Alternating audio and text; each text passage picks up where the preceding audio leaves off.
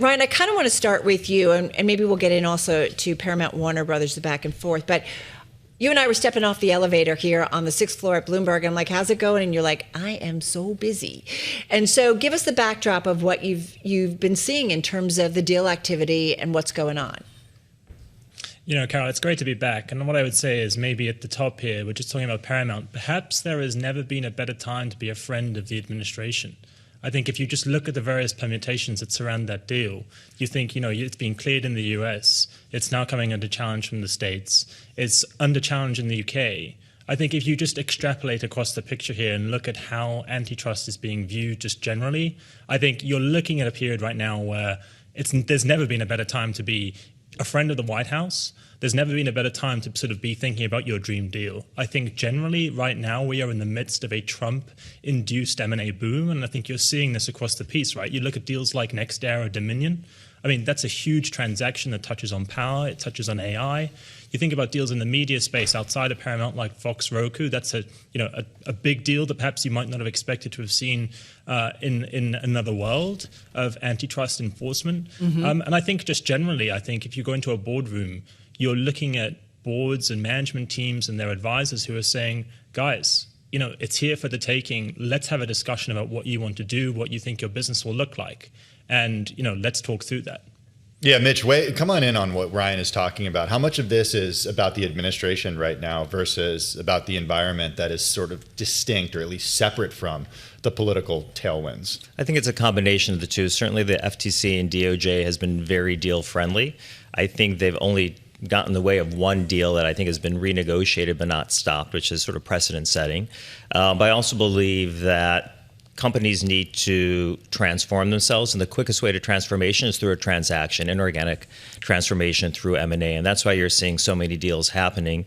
The fact that these large deals are happening, I mean, just this month alone, in June alone, I think there were probably 7 deals over $10 billion, just shows you how bold companies and boards are being, knowing that they're probably not going to get stopped by the FTC or DOJ. Is there, though, Mitch, a bit of a march to the midterms and thinking about, okay, the environment could potentially change out of D.C., and so if you're looking to get a deal done, let's do it now?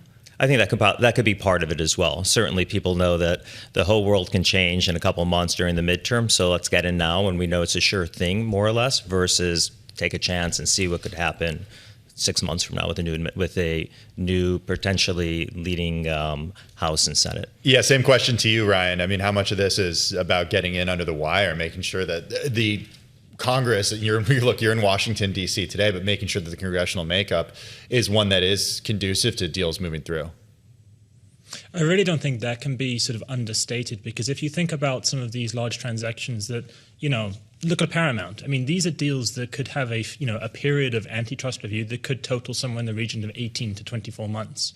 If you think about the fact that we're about to head into the midterms where you could see the House or the Senate change hands, you're sort of thinking about now what that timeline looked like if we were to be going out tomorrow and announcing a politically thorny deal. You don't want to be necessarily running up into that period to end up having to pay things like ticking fees in the case of Paramount, mm-hmm. Warner Brothers, and I think just generally, if you're a company that's sort of staring down the barrel of an AI threat, right? You're thinking about how do we not want to be left without a dance partner here.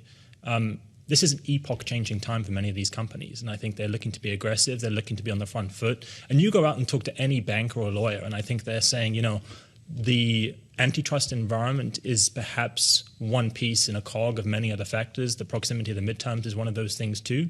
But just generally, we're looking to be on the front foot, and we're ready to act when it's necessary. Mitch, come on back in here. I mean, you know, you talk about companies, you know, probably facing, you know, it's innovation, disruption, whether it's AI and so on and so forth. You know, what is primarily the driver? Is it AI connected, or is it just for drug companies? It's looking down their pipeline, what's typical for that industry? What is it? It's sector specific. A lot of it is driven by AI, some of the front of the house AI, but a lot of it back of the house AI. So when you look at a lot of the deals that are happening in the tech sector, it's AI infrastructure. So it's the data centers, cloud computing, the energy companies that are providing energy to AI. So all that is AI related. did. But when you look at life sciences, for example, there's about $400 billion of patents that are going to go off patent in the next year or so. So that puts around, that's a significant, or maybe it's the next 3 years, I'm sorry, but that's a significant amount of revenue that you have to replace when you start having generic drugs. And so that's what's stimulating a lot of the life sciences M&A, in addition to or the orthopedics, or rather the oncology drugs as well. We see a lot of that. Ryan, come on in. You know this world too. Come on in, maybe with a question for Mitch. Yeah, I mean, I think one of the things I would just add on top of that is, you think about what we've seen over the past 6 to 12 months, it's been really dominated by the corporates. And one of the quotes, I mean, we were surveying sort of for our sort of half year look back at the, what the M&A that happened over the past 6 months.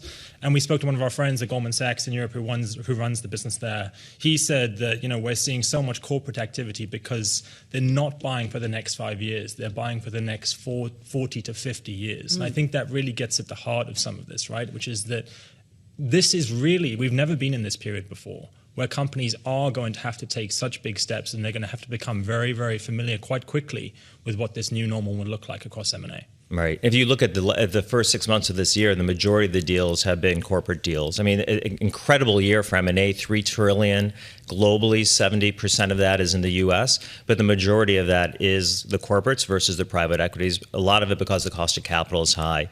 We have a deal barometer that we put out. We update every quarter. We're expecting PE to be flat this year because of that, and they're actually negative going into the first 6 months in terms of deal volume. That's interesting. But overall should be flat this year, which means the second half of the year should be big. But the corporates definitely are on an uptick. We're expecting about an overall 11% increase in volume from corporate activity this year in the U.S. One of the other things I would just throw in the mix here, just as we think about the makeup of the M&A that we have seen, you also should think about the deals that haven't happened. If you look into Europe, I mean, we followed a deal quite closely earlier on this year where Pernod Ricard, the French beverage giant, put in a bid for Brown-Forman, the maker of Jack Daniel's whiskey here in the US. That deal fell apart, a variety of reasons, but, two family shareholders, cross-border M&A is difficult. Another reminder came when Estee Lauder, the great, large beauty company, globally tried to sort of merge with Puig in Spain. Again, another family shareholding issue there that perhaps led to that deal falling apart. But I just think that gives you some of the sense of the scale that we're seeing across the piece here. And I really don't think I think it's important not to underestimate just how big companies are looking when they're thinking about M&A today. Mitch, just because a deal happens or we're in an environment where a lot of deals are happening doesn't mean it's ultimately a great thing. I mean, we can think back to the year 2000, and AOL Time Warner is sort of the textbook case of a mega merger that went completely wrong. When are we going to know if this era was one that was full of successes or one that was full of missteps? I think the level of diligence that people are doing right now is so much greater, and the access to data that we have is so much greater than it was in the past, that I wouldn't expect as many failures. From a mathematical perspective, the culture is always an issue. But mathematically, I think the deals and the synergies make more sense now. They're doing much more than they had in the past.